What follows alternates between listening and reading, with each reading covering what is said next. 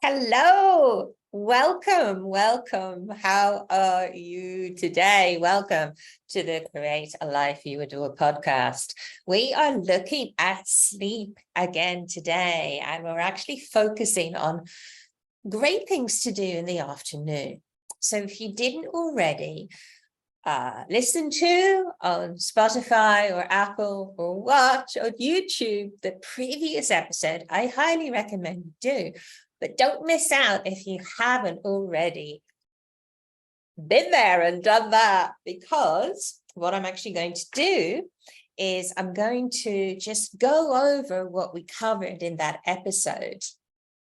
And so we looked at mornings and morning routine, and through this three-part focus on sleep, because I am a sleep coach, a sleep consultant, and I'm a sleep geek. I am just loving all the breakthroughs in neuroscience and peer-reviewed research that's coming through about sleep. It's something that's always fascinated me. Yes, it's actually something that the scientists have not really done a lot of work on. It was a little bit of a baffling area. And what's really both interesting and disturbing, I need to plug in a little charger here, actually. Just been warned. So hang on. Don't know why I'm doing that now, and it should have been done before, but hey, I'm human. The warning has gone now. We're all good. So what I was saying was, the more that I spend researching and focusing and being a sleep geek,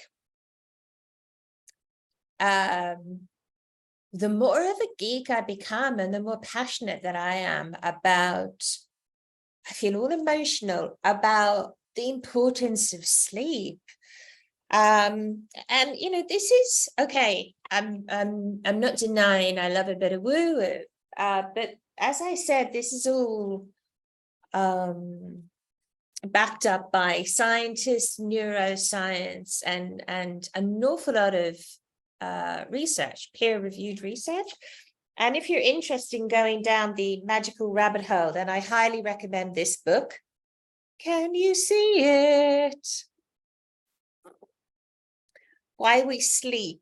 Oh, it's doing that weird thing, isn't it? Hold on, let me see. Oh, I know, if I do that, maybe. Anyway, the book is called, let me put it in front. Why We Sleep, Matthew Walker, and it's amazing.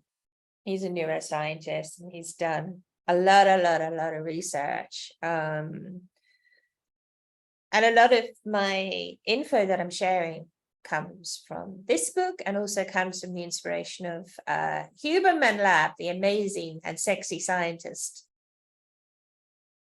So what I was going to say before I did the old recharge thing was that the more that I look into sleep, and the more I read about it, the more I study. I don't know if I've already said that I'm both a sleep coach and a sleep consultant.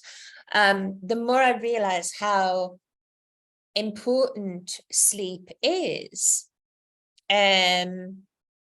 Because when we don't sleep well, and even Matthew Walker says this, it can result in things like Alzheimer's and really, really serious illnesses. It makes me, I feel quite nervous and quite regretful, actually, about people in my life that I wasn't able to share this magic with. I've been passionate about sharing the breath and how important it is to breathe well. But it's just really dawning. I feel all emotional again. It's really dawning on me now how important it is not just to sleep well, to get the hours in, but to actually have that really deep sleep. So in this podcast, I'm going to be looking at things that you can do in the afternoon. Before I do that, and then the next podcast, we're going to be looking at evening and nighttime and into our sleep hours. Before I do that, I just want to touch back on some of the things that I talked about in the previous podcast, but as I said, I do recommend that you watch it. And the first thing, and this is something that I've been doing, and I've actually also been keeping like this mood journal, because I journal. It's one of my passions.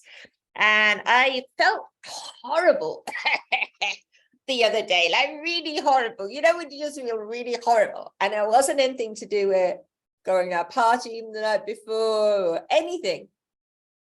And I thought, okay, I'm going to start taking like a mood journal, give myself a mark out of 10 for how I feel every day. Today, you'll be glad to know I got a 10 out of 10. And then to just really look at what I was doing the day before, what was my sleep like, my morning routine, the nighttime routine the night before, what I eat, what did I drink, did I exercise, who did I hang out with, etc., etc. Just, just fascinating stuff like that. And one of the things that I have been doing, which has had a really positive impact, and I love it, is that I have been going out as soon as I can after I awaken and getting that early low sunlight into my body. And I explained in the previous podcast why this is really important. It sets up a kind of a timer. I'm going to try and find the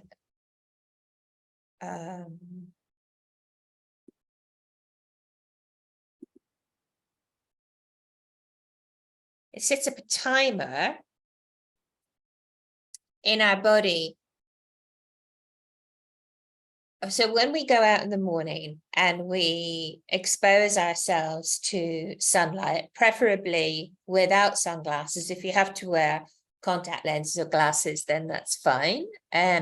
This doesn't work through windows or car windows, just going out and getting that beautiful early morning sunlight into your eyes, because these portals are the only things that tell your brain what's going on. Okay, so they're these magical, they're great for seeing and everything, but they're these portals that tell your brain, okay, it's time to get alert, get focused, it's awake time. And what that does is it sets a 12 to 17 hour timer.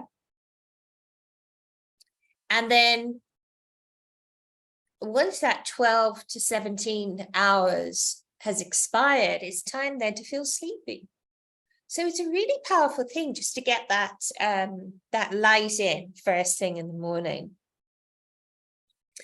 The other thing that I talked about, and I'm going to be talking about this again today in relation to diet and what we eat, what we consume.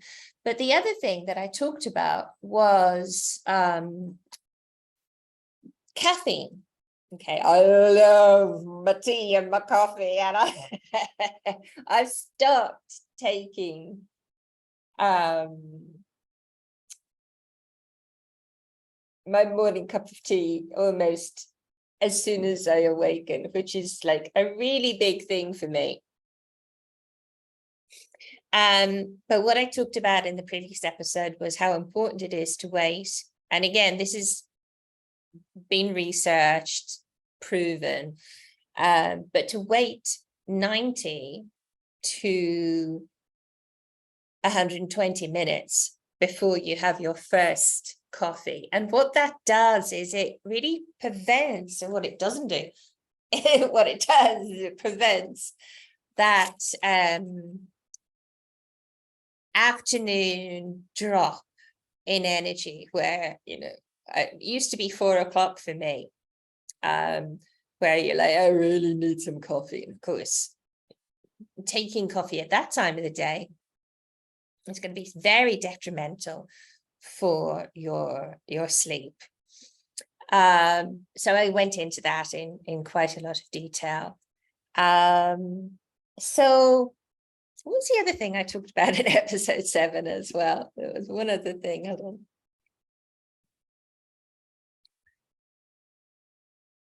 Oh, yes, of course. Cold showers in relation to temperature. Having even a minute long blast of cold water in the shower after your normal shower is really, really incredible for regulating your temperature. So again, you're giving your body these signals. It's time to awaken. It's time to get alert. It's daytime. And really what you're doing is in your morning routine, by kind of remembering and focusing on these things, you're setting yourself up for an incredible night's sleep and an incredible day that day, but more importantly, the day after, because when you sleep fantastically, obviously, you're going to have an amazing day. And I think I've got to have a whole episode where I talk about, the things that bad sleep can create and the positive effects of incredible sleep. So they're the things that I covered. So today, I am looking at food and drink. It's one of the most common questions that I get, along with exercise. What are the best things to eat? What's the best time of the day to eat? What about alcohol, etc., etc. So I'm just gonna, and I'm gonna talk about exercise very briefly as well today. And I'm also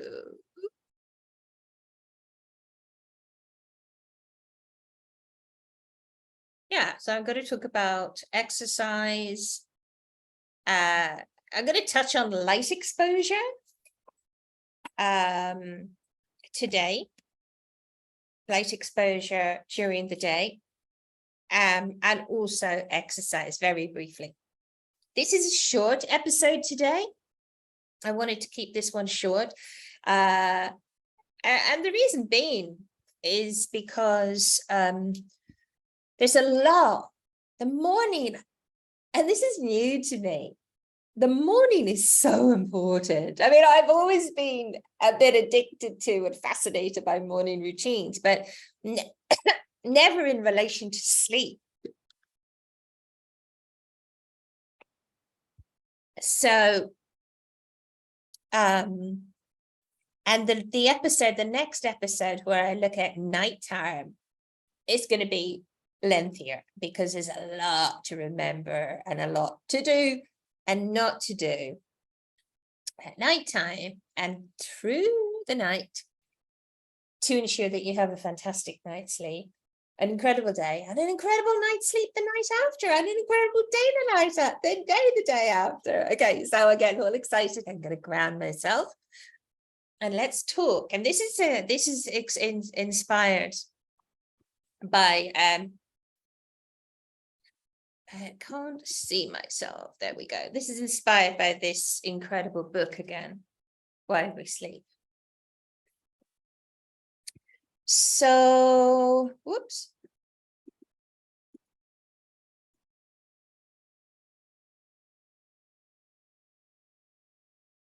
Over and over and over, in all of the research and in everyone I've spoken to that also specializes in sleep, it's recommended that you avoid alcoholic drinks before bedtime. I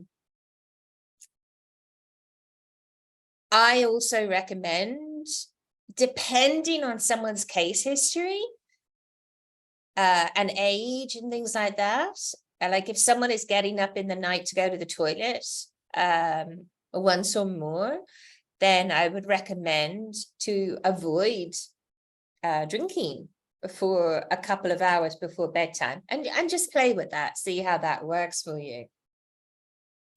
In the next episode, I'll be talking about the things that you can do when you do awaken in the night to ensure, excuse me, that you go back to sleep. Okay, so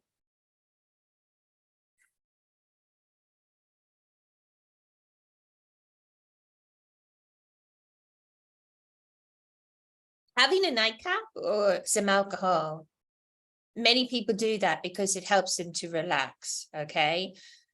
But what's interesting is that it actually really robs you of that really deep sleep, okay? REM sleep. And also drinking a lot can create snoring and potentially sleep apnea. And also, according to Matthew and his research, what they found was that you tend to wake up in the middle of the night after you've drunk a lot and when the effects of alcohol have worn off. Okay. Now, in terms of diet, weirdly enough, not a lot of research has been done in terms of diet. Some of the research that has been done has showed that a lot of carbs and a lot of sugary food have a detrimental effect. So again, it's that, focusing potentially on a balanced diet, okay? Avoiding large meals. I was talking about avoiding beverages at night, but also avoiding large meals is recommended. A light snack is okay, but when you eat late at night, your body is still working, it's still digesting, so you can't get that really beautiful deep sleep, right? Makes sense, doesn't it? And I talked about caffeine in the previous episode, waiting between 90 and 120 minutes to have caffeine. And for me, like my cutoff time for a cup of tea or a cup of coffee in the day is 2 o'clock in the afternoon. If I have anything after that, I'm both going to find it difficult to go to sleep, and I'll wake up quite a lot in the night. And even decaffeinated coffee and tea apparently have still between 3 and 10% of the caffeine that you'd normally get in tea and coffee. So that is that for you. Interestingly enough, I wasn't even going to talk about cigarettes because they're not part of my world anymore. Thank God. Thank you to the angels who helped me to stop smoking. I went, angels, who want to stop smoking when everything else had failed? And it was like, boom. Anyway, I digress. So nicotine is also a stimulant. And for those of you who have maybe a spliff or whatever, this also stops you from having that deep sleep. But just related to nicotine, it does cause smokers to sleep very lightly. And also, interestingly enough, smokers often wake up way early in the morning because of that nicotine withdrawal. I'm going to talk about exercise in a moment, but one thing I talked about light exposure in the previous episode. I spent a lot of time talking about that and the magic of light exposure. If you can watch the sunrise in the morning, if you can watch the sunset in the evening, they are really powerful for giving your brain those exact signals on it's time to awaken or it's time to relax. The other thing that I wanted to say there was in the daytime, like I've got a ring light at the moment. I'm not just naturally beautiful. I have help, but ring lights are incredible during the day because they give you that light. But during the day, obviously no looking directly at the sun. If you find yourself blinking, don't look at the sun, basically. If it hurts your eyes, then it's not good. I think that's a no-brainer, but I have to say that. But just getting as much daytime, as much light, as much daytime, even artificial, ring lights are fine. But obviously the real, being outside is really powerful. So let's move on to exercise. I'm not a morning exercise person at all. And I've given up trying to pretend I am or trying to battle. I'm just not. If you are, fantastic. Okay. A lot of research says that exercising in the morning is really, really, really fantastic. I want to touch on nighttime for a moment. Exercising 1 or 2 hours before bedtime is not recommended. And I'll tell you why, because your temperature rises when you exercise. And that's going to bother you reaching those really deep levels of sleep. Okay.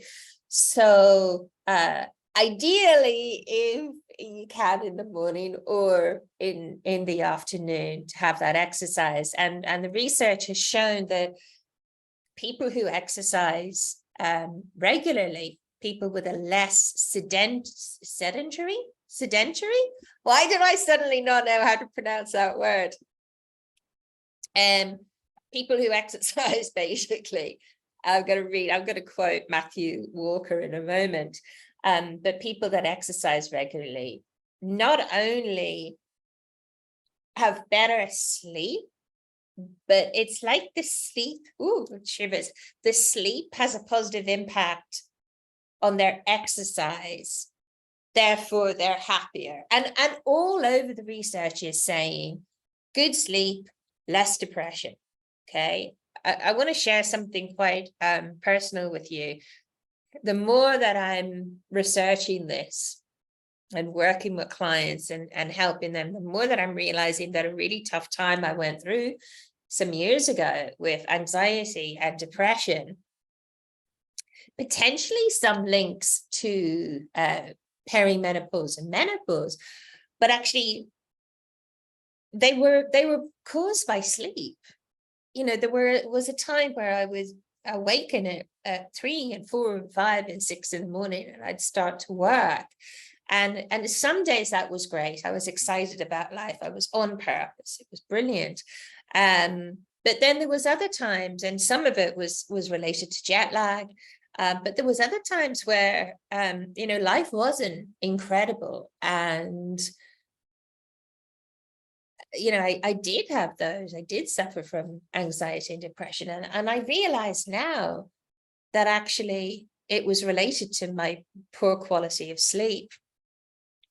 And interestingly enough, it was also at a time where a lot of entrepreneurs were raving about, and this is not to put anyone down that loves their 4 a.m. or 5 a.m. awaken, but are you getting good sleep? Are you getting those 7 to 8 hours sleep? That's the only thing I would ask you.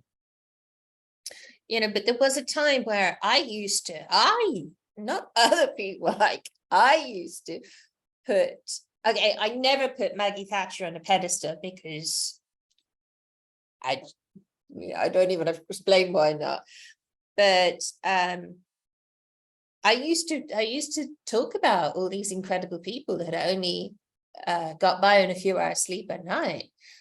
But it has long-term negative effects on us. I mean, Maggie Thatcher, rest in peace, she's gone now. And the research shows this as well.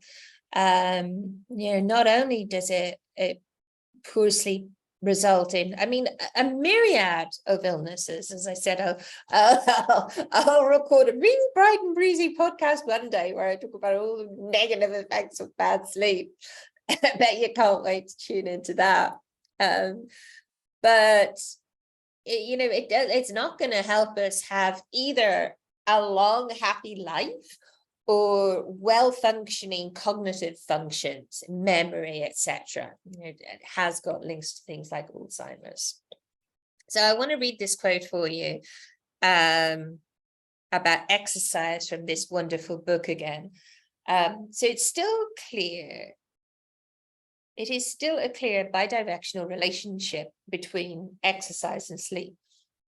However, with a significant trend toward increasingly better sleep with increasing levels of physical activity and a strong influence of sleep on daytime physical activity, participants feel more alert and energetic as a result of the sleep improvement, and signs of depression proportionally decrease. It's clear that a sedentary life, I can suddenly pronounce it. It's clear that a sedentary life is one that does not help with sound sleep, and all of us should try, should try to engage in some degree of regular exercise to help maintain not only the fitness of our bodies, but also the quantity and quality of our sleep. Sleep, in return, will boost your fitness and energy, setting in motion a positive, self-sustaining cycle of improved physical activity and mental health. So there you go. Now I'm going to invite you to put any comments and any questions. And also, who do you want to have on the podcast? Who would you like me to interview? So please do comment. Let me know how this is landing with you, what you got from this, and any questions as well. So daytime, get the light in. Exercise, is that going to be your morning, afternoon, or evening thing to do? Remember, not too late in the evening. Caffeine and food. And that's it. That is it. You know what? I'm going to throw one more in. Who wants one more? Let's do one more. And this is actually the most important, is to stick to a sleep schedule. Stick to a sleep schedule. I'm going to again quote the lovely Matthew. Go to bed and wake up at the same time each day. As creatures of habit, people have a hard time adjusting to changes in sleep patterns. Sleeping later on weekends won't fully make up for a lack of sleep during the week, and will make it harder to wake up on Monday morning. And you know what he says? I was nearly not going to read it because I don't like alarms myself, but he said set an alarm for bedtime. But I actually love that. I love that idea. And then he says, often we set an alarm for when it's time to wake up, but fail to do so when it's time to go to sleep. If there's one piece of advice that you take from the 12 top tips, see, they're 12. I'm going to share 7 with you because I've amalgamated them. But that's the most important one to take. So that's what I'd end on that one today. So see you next time. I'm going to be looking at evening and nighttime sleep, what to do, what to avoid. So thank you for being here, and I will see you on the next episode and sharing all my love with you. Bye now.